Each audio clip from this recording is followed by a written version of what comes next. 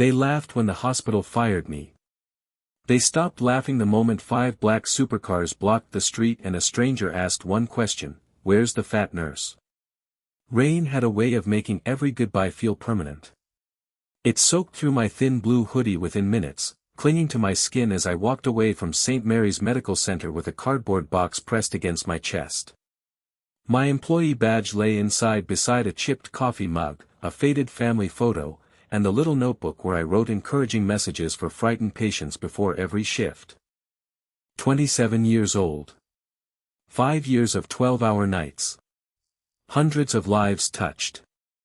And all it took to erase my career was a single meeting that lasted less than 6 minutes. Budget restructuring. That was the phrase human resources kept repeating while refusing to meet my eyes. I knew the truth. Someone had needed a scapegoat. The nurse who spoke too often. The nurse who questioned paperwork. The nurse who cared more about patients than hospital politics. Me.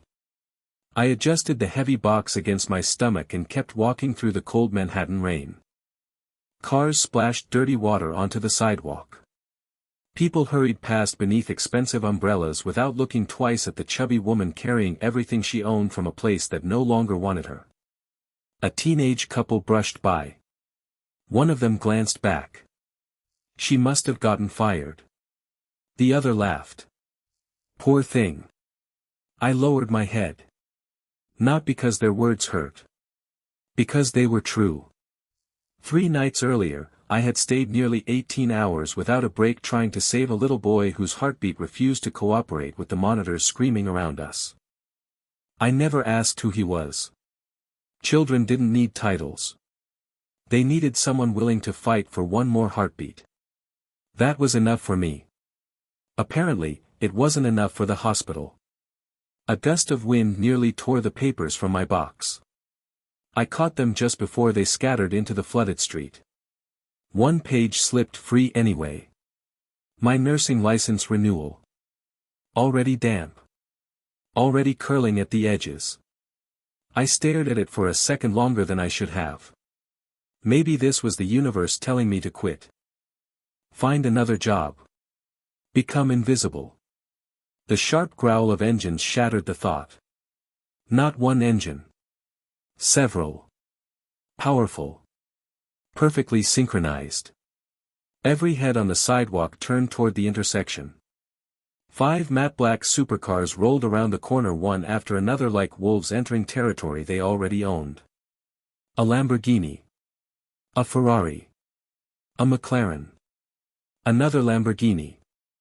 And finally, a long black Rolls-Royce that moved slower than the rest, as if it never needed to hurry because the world always waited. Traffic stopped. Pedestrians froze. The city suddenly felt too quiet. The convoy came directly toward me. No. Toward the sidewalk where I stood. One by one, the cars formed a semicircle. Completely blocking my path. My pulse stumbled. Had someone important mistaken me for somebody else? The passenger doors opened together. Men in tailored black suits stepped into the rain. Tall. Broad shoulders. Expressionless. None carried umbrellas. They didn't seem bothered by getting wet. They spread across the sidewalk with practiced precision until there was nowhere left for me to go. One of them scanned the people around us before speaking into an earpiece. Then another looked directly at me. His eyes traveled from my soaked sneakers to the cardboard box in my arms. Finally, he asked in a calm, unmistakably serious voice that carried through the rain. "Where's the fat nurse?" My fingers tightened around the box. For one terrifying second, I realized he was looking straight at me. I'm the nurse. The words barely escaped my lips. For a heartbeat, no one moved. Rain drummed against polished carbon fiber. Water streamed down the black suits surrounding me, but none of the men seemed to notice. Their attention stayed fixed on me with unsettling discipline, as though they had spent hours, maybe days, searching for one specific person. Me. The chubby nurse carrying a soggy cardboard box. The man closest to me touched the tiny microphone hidden beneath his collar. "We found her." His voice was calm. Professional. The 4 words sent a chill racing beneath my soaked clothes. Found me? Why would anyone be looking for me? A second later, every bodyguard stepped backward in perfect unison, creating a straight path toward the Rolls-Royce waiting silently in the rain. The rear passenger door opened. Nobody inside rushed. Nobody spoke. The city itself seemed to pause. Then a pair of polished black shoes touched the wet pavement. He unfolded from the back seat with deliberate grace. Tall. Broad-shouldered. A charcoal overcoat rested over an immaculate black suit tailored to a body built through years of discipline rather than vanity. Dark hair, brushed neatly backward despite the rain. A full beard framed a jaw that looked carved from stone. Ink disappeared beneath the collar of his white shirt before winding around the side of his neck, vanishing under expensive fabric. Tattoos. Not loud. Not meant to impress. They looked like pieces of history permanently written onto his skin. He couldn't have been older than 35. Everything about him radiated control. Not the loud confidence of celebrities. The terrifying certainty of a man who had never been told no. He walked toward me without hurrying. Each step echoed through the suddenly silent street. People across the road had stopped filming. Even the traffic remained frozen. He stopped barely 3 feet away. His pale green eyes settled on my face. Not my clothes. Not my body. My face. As if he were comparing me to a memory. For several long seconds. He simply looked. No anger. No smile. No expression at all. My heartbeat became painfully loud. I don't know who you are, I whispered. Nothing. His gaze drifted downward. To the cardboard box clutched against my chest. Inside it, my hospital badge rested beside the coffee mug one of my pediatric patients had painted for me last Christmas.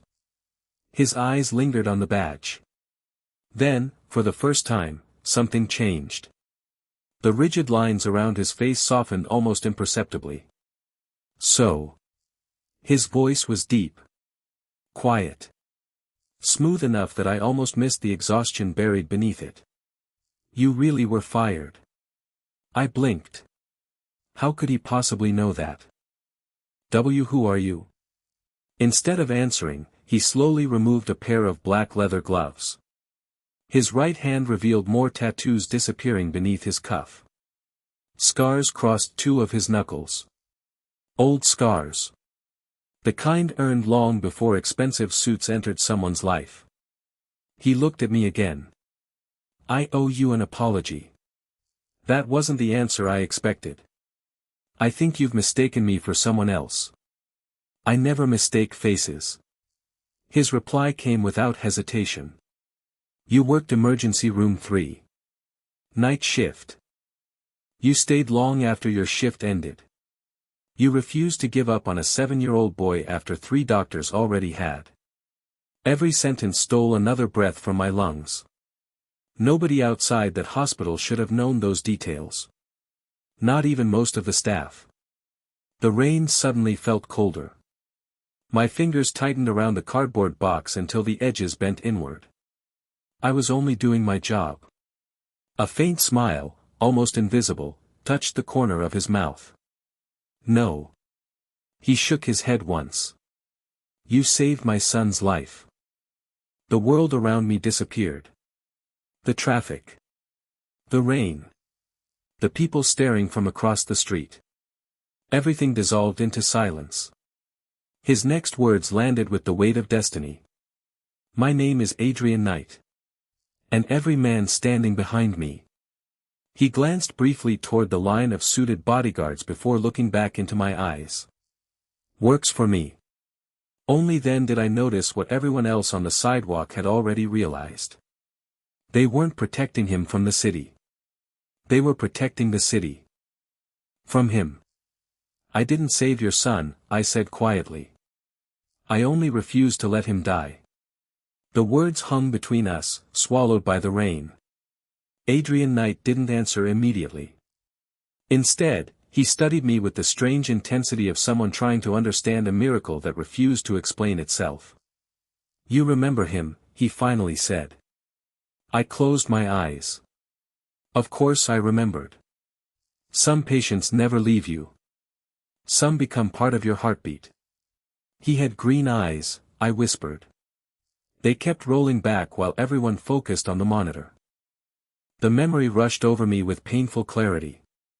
3 nights earlier. Emergency room 3 had looked like a battlefield.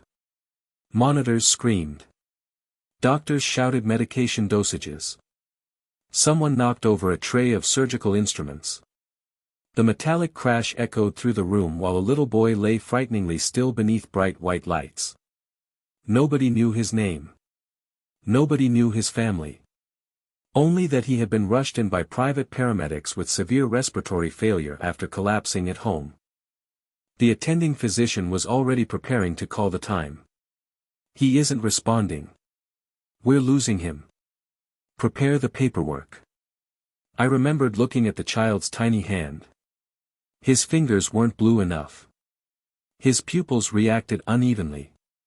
Something felt wrong. Not impossible. Wrong. Check his airway again, I had insisted. The resident barely glanced at me. We already did. Do it again. We're wasting precious time. We're already out of time if you're wrong. Nobody listened. So I moved. I grabbed the laryngoscope myself. Ignored the angry voices behind me. Tilted his head. Looked deeper. There. A fragment. Small. Transparent. A broken plastic valve from an inhaler lodged farther down than anyone had expected. The room exploded into motion. Suction. Forceps. Oxygen. Chest compressions continued. Seconds felt like hours. Then. The monitor changed. One heartbeat. Another. Another. The flat line disappeared. A nurse beside me burst into tears. Someone laughed in disbelief. The attending physician exhaled so hard he nearly collapsed against the wall. The boy was alive. Barely. But alive. I never stayed long enough for congratulations. Another ambulance had already arrived. Another patient needed help. That was nursing. You saved one life. Then ran toward the next. I never even learned his name, I murmured. Adrian's jaw tightened. His name is Ethan. The name settled heavily inside me. Ethan. A real child. Not another hospital chart. Not another room number. He woke up yesterday morning. Adrian's voice remained steady, but something beneath it threatened to break. The first thing he asked. His eyes drifted toward the rain-soaked pavement. Was whether the smiling nurse made it home safely. I felt my throat tighten. He remembered me. He remembered your laugh. I blinked. I wasn't laughing. You smiled at him. Adrian looked directly into my eyes again. You told him heroes don't wear capes. I stared at him in disbelief. I'd forgotten saying those words. Children heard everything. Even while drifting between life and death. I tell all my pediatric patients that. You were the only person who spoke to him like he wasn't dying. The street fell silent again. No engines. No horns. Only rain. A lump formed painfully in my throat. If he's alive. I smiled despite everything. That's all the payment I'll ever need. Every bodyguard nearby lowered his eyes. One quietly looked away. Adrian remained perfectly still. But for the first time since stepping from the Rolls-Royce. The feared Mafia boss looked less like the ruler of an empire, and more like a father who had almost buried his only son. Then he reached inside his overcoat. The bodyguards instantly became alert. Not because they feared him. Because they already knew what he was about to reveal. He slowly removed a sealed hospital envelope. The official logo of St. Mary's Medical Center was printed across the front. It wasn't addressed to him. It was addressed to me. I thought the envelope contained a thank you letter.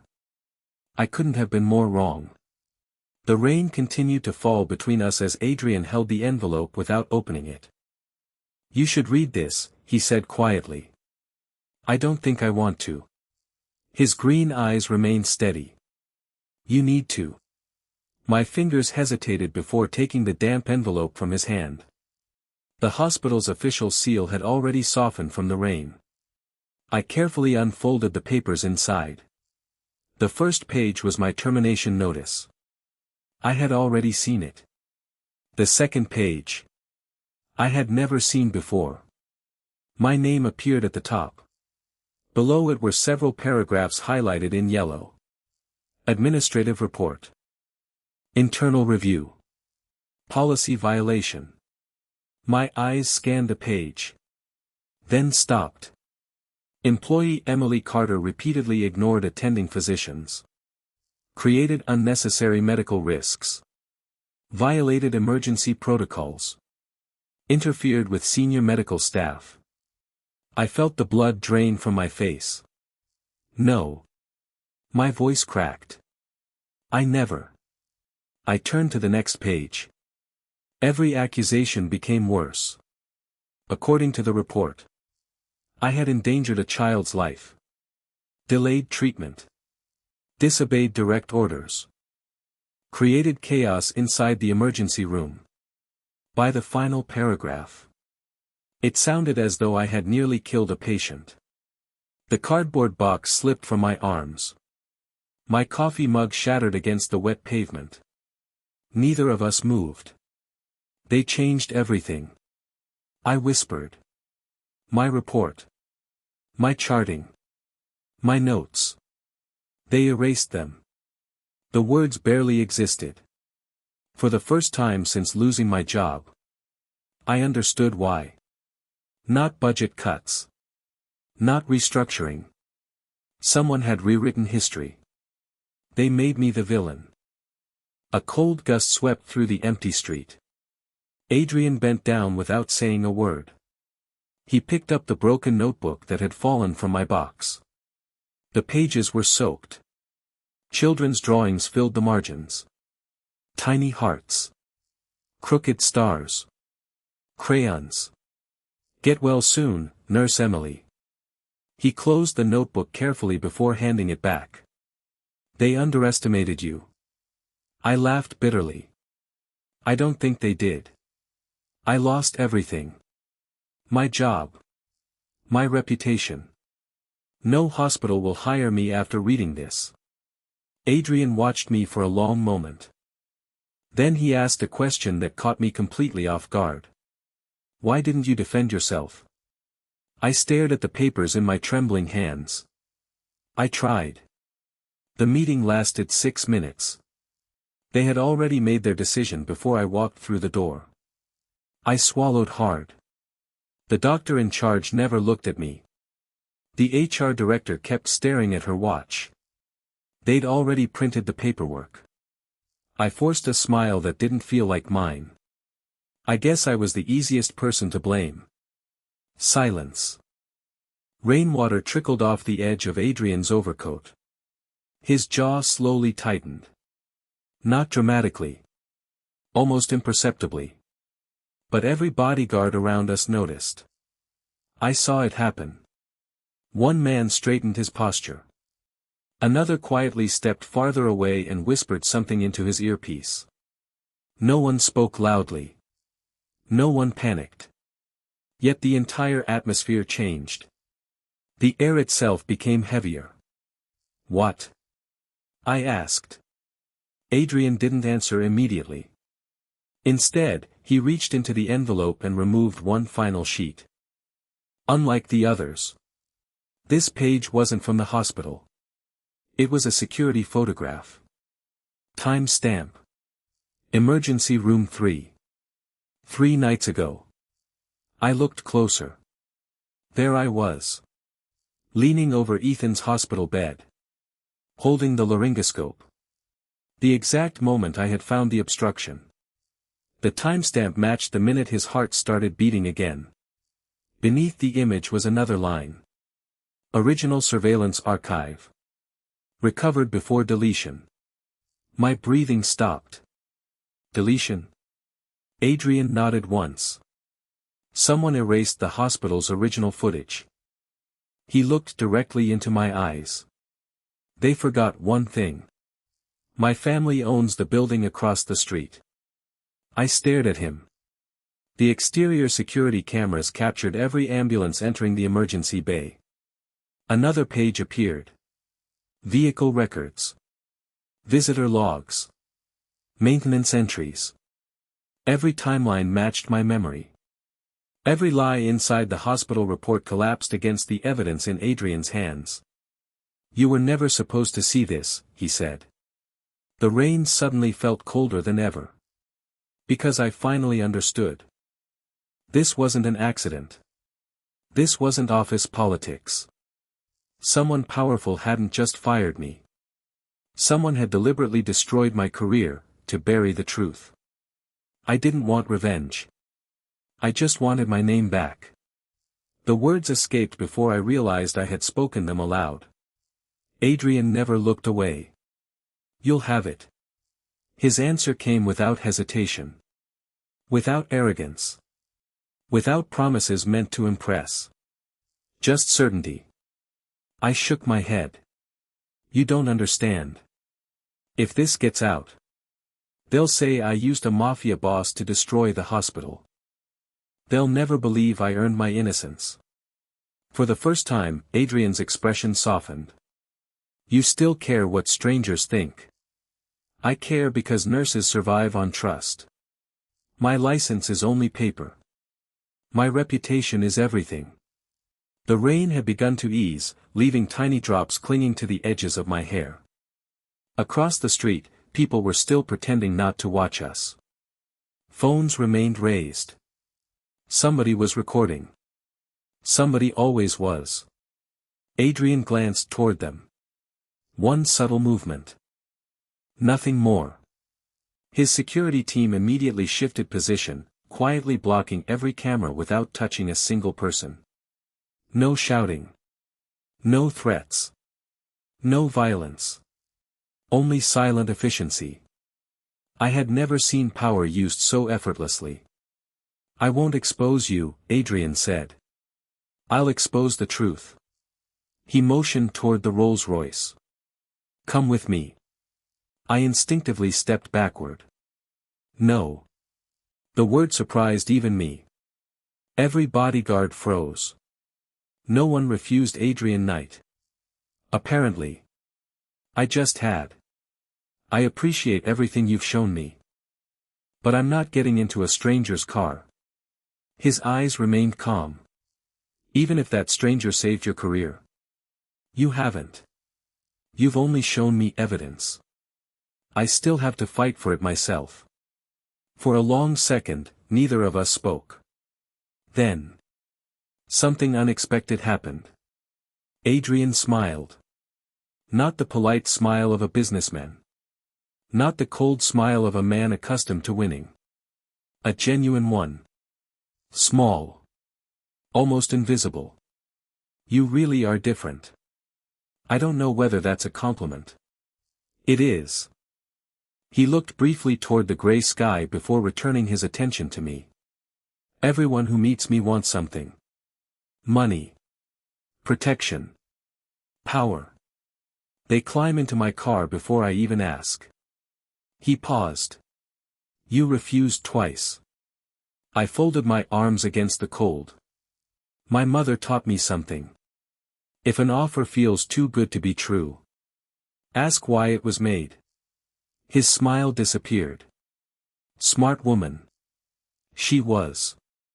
The words came out softer than I intended. We lost her to cancer. I became a nurse because of her. For the first time. Adrian lowered his eyes. I'm sorry. There was no performance in his voice. Only understanding. The silence between us no longer felt threatening. It felt human. Then one of the bodyguards approached quickly but respectfully. Sir. He stopped several feet away. We've confirmed it. Adrian didn't ask what it meant. He already knew. The bodyguard handed him a slim tablet. Adrian studied the screen for only a few seconds. The warmth disappeared from his face. Every trace of compassion vanished behind the same unreadable mask I had first seen when he stepped out of the Rolls-Royce. What happened? I asked. He turned the tablet toward me. Hospital surveillance footage. Not the emergency room. The executive parking garage. The timestamp matched the morning I had been fired. I watched 3 senior administrators loading thick cardboard boxes into the trunk of a black SUV. Boxes labeled, patient financial records. Emergency procurement files. Restricted audit documents. A 4th man appeared. The chief medical officer. He looked over his shoulder. Then personally removed several hard drives from a locked cabinet before placing them into another vehicle. They're cleaning the building, Adrian said quietly. They know someone is coming. My stomach tightened. Who? He locked the tablet and slipped it back to his bodyguard. His answer came so calmly that it frightened me more than if he had shouted. Me. At that exact moment, another black SUV sped out of the hospital parking structure 2 blocks away. Every bodyguard reached for his earpiece. The driver wasn't escaping from the rain. He was escaping with something, before Adrian Knight could uncover the truth. I thought the truth would make me feel safe. Instead, it made me a target. The black SUV disappeared into evening traffic before I could even read its license plate. Adrian didn't chase it. He simply watched. His eyes followed the vehicle until it vanished beyond the rain-soaked intersection. Let it go. I asked. It wants to be followed. His answer confused me. What? They know I'm here. He slipped one hand into the pocket of his overcoat. If they wanted to escape quietly, they would have left an hour ago. So why now? They're moving our attention. A bodyguard approached. Sir. The second team confirms another vehicle exited through the underground garage 7 minutes earlier. Adrian nodded once. That's the real shipment. My stomach tightened. There were 2 vehicles. Always assume the obvious answer is the wrong one. His calmness was unsettling. This wasn't instinct. It was experience. Years of surviving people who lied for a living. I looked back toward the hospital. The building where I had spent 5 years comforting strangers. Now it looked different. The windows seemed darker. The lights colder. As though I had never truly known what happened behind those walls. I don't understand. What could possibly be worth hiding? Adrian turned toward me. You. I frowned. Me. They didn't destroy your career because you challenged a doctor. They destroyed it because you witnessed something. I didn't witness anything. You witnessed more than you realize. The words echoed inside my head. I searched every memory from that chaotic night. The alarms. The rushing nurses. Ethan. The operating room. Then. Something surfaced. A face. A man in an expensive navy suit standing outside the emergency department. He wasn't family.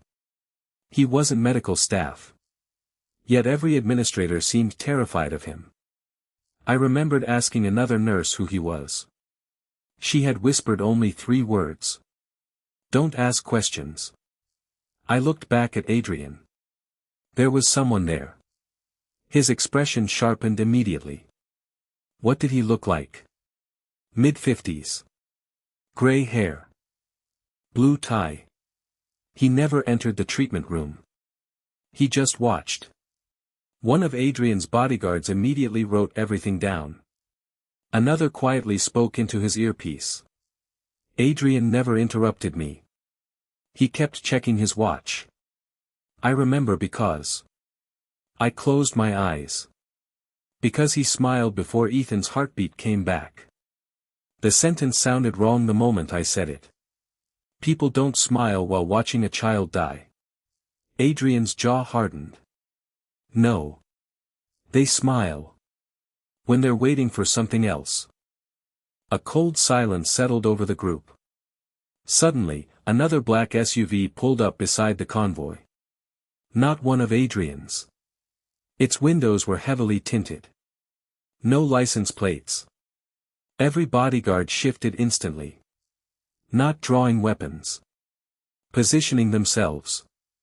Creating a living wall between me and the unknown vehicle. The rear window lowered only 2 inches. Just enough for a white envelope to slide onto the wet pavement. The SUV pulled away before anyone moved. No shouting. No chase. Only the fading sound of tires cutting through rainwater. One of Adrian's men retrieved the envelope using a handkerchief. He handed it to Adrian. There was no address. No stamp. Only 6 words typed across the front. For the fat nurse. Adrian opened it carefully. Inside. There was a single photograph. It showed me inside emergency room 3. Not saving Ethan. Looking over my shoulder. At the exact moment I had glanced toward the observation window, where the gray-haired man had been standing. Someone had circled his face in red ink. Below the picture, another message had been typed. She remembers him. Adrian slowly folded the photograph. When he looked back at me, the calm certainty in his eyes had changed. Until this moment. He had been protecting the woman who saved his son. Now. He realized he also had to protect the only witness who could expose a conspiracy powerful enough to erase careers, and perhaps kill anyone who remembered the truth. The moment Adrian looked at that photograph, everything changed. Until then, I had been standing beside him. Now. I was standing behind him. Without saying a word, Adrian folded the photograph and slipped it into the inside pocket of his coat. His eyes never left mine. Emily. It was the first time he had spoken my name. Not the nurse. Not the woman who saved my son. Just. Emily. You are no longer going home alone. I forced a nervous smile. I think you're overreacting. His expression didn't change. I hope I am. He turned toward the head of his security team. Lucas. A broad-shouldered man stepped forward instantly. Yes, sir. From this moment on. No one approaches Miss Carter without my permission. 24-hour protection. Rotate teams every 6 hours. Use unmarked vehicles. Lucas nodded once. It'll be done. I stared at them in disbelief. What? I looked at Adrian. I don't need bodyguards. You do. I'm a nurse. Exactly. I don't have enemies. He held my gaze. You do now. The certainty in his voice sent another chill through me. This is insane. I live in a 1-bedroom apartment. My biggest problem this morning was paying next month's rent. I don't belong in. I glanced around at the convoy of luxury cars. This. Adrian looked at the rain-soaked city surrounding us. Neither did my son. The sentence silenced me. He didn't choose this life. You didn't choose today. But here we are. I opened my mouth to argue. Then my phone rang. Unknown number. Normally I would have ignored it. For some reason. I answered. Hello. Silence. Only breathing. Slow. Steady. Then a distorted voice. You should have kept your eyes on the floor, nurse. My heartbeat stopped. What? You saw someone you weren't supposed to remember. The call disconnected. My hand began to shake. I looked at Adrian. He already knew. Without asking, I handed him the phone. He checked the screen. Private number. Untraceable. His jaw tightened. Lucas. Trace every tower within a 1-mile radius. It won't be enough, Lucas replied. It doesn't have to be. Adrian returned my phone. They wanted you frightened. They succeeded. I am frightened. Good. I frowned. Good. Fear keeps people alive. Before I could respond, another bodyguard approached at a brisk pace. Sir. Our team entered the hospital archives. And? The emergency records are gone. Every digital file. Every backup. Every nursing report. My stomach dropped. What about the security footage? Gone. The server room caught fire 32 minutes ago. Electrical failure. The bodyguard's voice made it obvious he didn't believe those words. Neither did I. Adrian exhaled slowly. They're moving faster than expected. He looked at me again. Emily. I need you to answer one question. Anything. When you looked toward the observation window that night. What made you turn? I searched my memory. The alarms. The lights. Ethan. The gray-haired man. Then. A sound. I remember now. What? There was music. Everyone looked at me. Music? I nodded slowly. It didn't make sense. In the middle of all that chaos. I heard a pocket watch. A tiny melody. Like an old music box. It played for only a few seconds. I closed my eyes. The sound returned as clearly as if it were happening again. Soft. Delicate. Completely out of place inside an emergency room. The gray-haired man. I whispered. He checked an antique pocket watch before he smiled. Every bodyguard exchanged silent glances. Adrian didn't. His face had gone completely still. He reached into his coat and removed his own phone. He opened a photograph. An older man. Silver hair. Expensive suit. Cold blue eyes. Holding an antique gold pocket watch. Adrian turned the screen toward me. Is this the man you saw? I felt the color drain from my face. The breath caught in my throat. I had never met him before. Yet I recognized him instantly. My voice became barely audible. Yes. That's him. Adrian locked the screen. For the first time since we'd met. The most feared man in New York looked genuinely worried. Then this isn't hospital corruption anymore. I swallowed hard. What is it? His answer came like a sentence already written by fate. It's a war. And they know you're the only witness still alive. I should have walked away. Any sensible person would have. A fired nurse. A mafia boss. A conspiracy. A witness. None of it belonged in the same story. Yet somehow. It had become mine. Rain no longer fell. The clouds drifted apart, leaving the streets coated in reflections that turned every passing headlight into liquid gold. Adrian opened the rear door of the Rolls-Royce. This isn't a request anymore. I looked at him. You said you wouldn't force me. I won't. Then why does it sound like I don't have a choice? Because you don't. His honesty caught me off guard. Not because it was cruel. Because it wasn't. If you walk home tonight. He glanced toward the traffic. Someone else will reach you before I do. I wanted to argue. Instead, I remembered the phone call. The photograph. The message. She remembers him.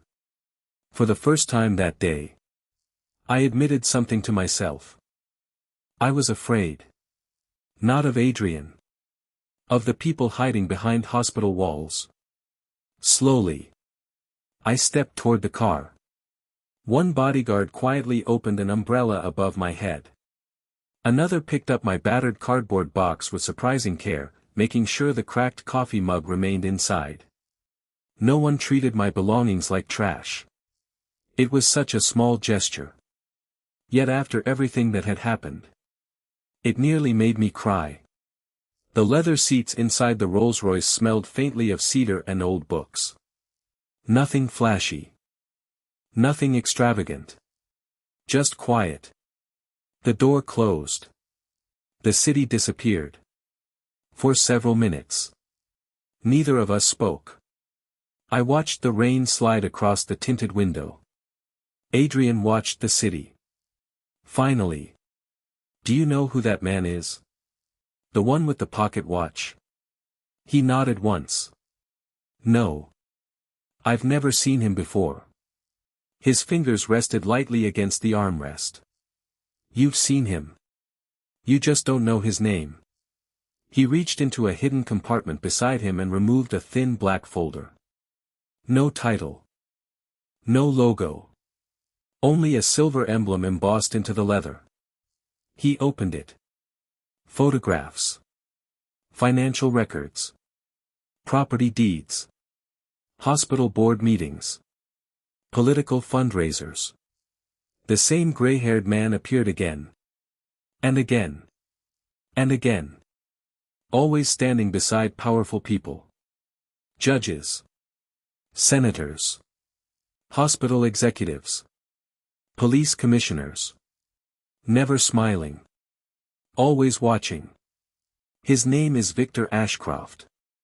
I repeated it silently. Victor Ashcroft. It means nothing to me. It should. Adrian slid one final photograph toward me. This one was older. Much older. It showed Victor standing beside a young doctor outside St. Mary's Medical Center nearly 20 years earlier. The young doctor wore a white coat.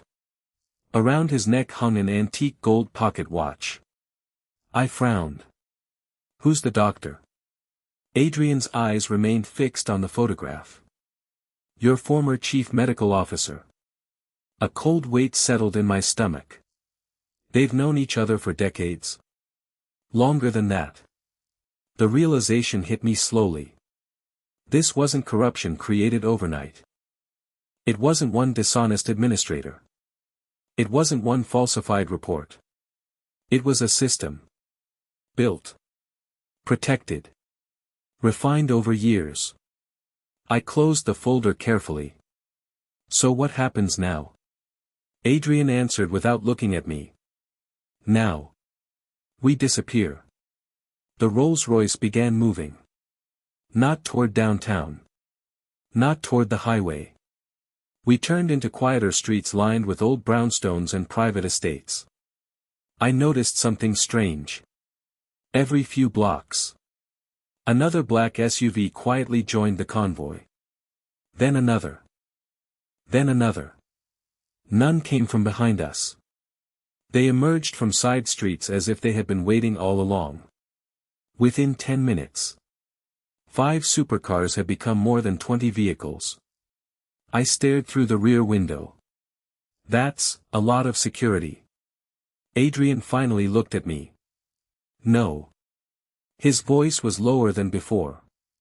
This is an evacuation. Before I could ask what he meant, Lucas's voice crackled through the encrypted radio. Sir. We have movement. Adrian's expression hardened instantly. Report. 3 unidentified vehicles just entered the convoy route. A brief pause. They're not following us. They're getting ahead of us. The silence inside the car became suffocating. Then Lucas spoke one sentence that made every bodyguard reach for their earpieces at once. "Sir. I believe they're preparing an ambush. They expected bullets. Instead, the first weapon they used was truth." Lucas's warning echoed through the convoy. 3 vehicles ahead. Possible ambush. The line went silent. Every driver adjusted speed at exactly the same moment. No screeching tires. No panic. The convoy flowed through the evening traffic like a single living creature. Adrian remained perfectly still beside me. "Stay inside the vehicle." "What about you?" "I'll stay where I need to." The Rolls-Royce slowed as we approached an old stone bridge crossing the river. 3 black SUVs waited ahead. Parked diagonally. Blocking every lane. Their headlights burned through the growing darkness. "No plates," Lucas reported through the radio. "Drivers remain inside." I felt my pulse racing. "This is it, isn't it?" Adrian looked through the windshield. "No. They're waiting." "For what?" He checked his watch. "For confirmation." The words barely left his mouth before another voice crackled across every encrypted radio. "Sir. The secondary team has reached St. Mary's. They've secured the records vault." Adrian's eyes narrowed. "And?" "There wasn't much left." A pause. "But we found something they missed." "What?" "A handwritten operating log." My breathing caught. Handwritten. Not digital. Not deleted. Not burned. Lucas continued. It was hidden behind a loose ventilation panel. The last entry was signed. Another pause. By Nurse Emily Carter. I stared at Adrian. "I don't remember hiding anything." "You didn't." He answered calmly. "Someone hid it for you." The convoy stopped. The 3 SUVs ahead didn't move. Neither did we. Then, one of the doors opened. An elderly man stepped onto the bridge. Gray hair. Tailored navy overcoat. A polished gold pocket watch hanging from a chain across his vest. Victor Ashcroft. Even from this distance, I recognized him instantly. The same face. The same cold eyes. The same man who had stood outside emergency room 3. He wasn't holding a weapon. Only a walking cane. He took a few slow steps toward the center of the bridge. Then stopped. "I've waited a long time to meet the nurse." His voice carried surprisingly well across the empty roadway. Adrian opened his door. "No." I grabbed his sleeve instinctively. "Don't." He looked down at my hand resting against his coat. For the first time, the feared Mafia boss gave me a reassuring smile. "They're not here to kill me. They're here to negotiate." He stepped out into the cool evening air. The bodyguards immediately surrounded him, but he raised one hand. They stopped. Victor smiled faintly. "So. The father finally found her." "You destroyed her career," Adrian replied. Victor sighed. "No. I protected something far more valuable." "The truth?" "The future." I couldn't understand a single word. "What future?" I whispered through the half-open door. Victor's eyes shifted toward me. His smile disappeared. "You still don't know, do you?" The question wasn't directed at Adrian. It was directed at me. "I don't know what." Victor reached into his coat very slowly. Every bodyguard tensed. Instead of a weapon, he removed an old photograph. Its edges were faded with age. He held it high enough for Adrian to see. Then, for me, even from inside the Rolls-Royce, I recognized the woman standing in the center of the picture. My heart stopped. She was smiling. wearing a white nurse's uniform. She looked almost exactly like me. The same eyes. The same smile. The same face. Only older. Much older. I whispered the only word my mind could form. Mom. Victor lowered the photograph carefully. No, Emily. His voice became almost gentle. Not your mother. He glanced toward Adrian before looking back at me. The woman who saved your life. Before you were ever born. The bridge fell silent. No engines. No radios. No footsteps. Only one impossible photograph, and the realization that everything I believed about my own past had been a lie.